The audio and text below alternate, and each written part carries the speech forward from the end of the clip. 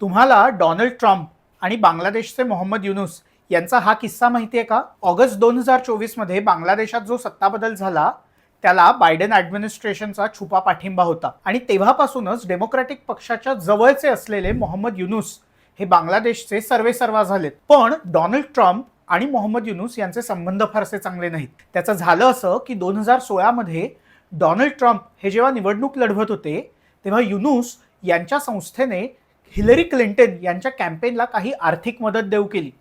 तेव्हापासून ट्रम्प नाराज होते. त्यांचा विजय झाल्यानंतर त्यांना भेटायला गेलेल्या एका बांगलादेश डेलिगेशनला त्यांनी याविषयी विचारलं सुद्धा होतं आणि ट्रम्प जिंकल्यानंतर युनूस यांनी सुद्धा नाराजी व्यक्त केली होती. शिवाय यंदाच्या निवडणुकीपूर्वी ट्रम्प यांनी एक ट्विट सुद्धा केलं होतं ज्यात त्यांनी बांगलादेशातील हिंदू आणि इतर धार्मिक अल्पसंख्याकांविरोधात सुरू असणाऱ्या हिंसाचाराबद्दल निषेधही व्यक्त केला होता आणि आपणच त्यांची काळजी घेऊ शकतो अशी आशा व्यक्त केली होती. ट्रम्प जिंकल्यानंतर त्यांना लिहिलेल्या अभिनंदनपर पत्रात बांगलादेशच्या माजी पंतप्रधान शेख हसीना यांच्या आवामी लीग या पक्षाने शेख हसीना यांचा उल्लेख हा प्राईम मिनिस्टर असा केलाय.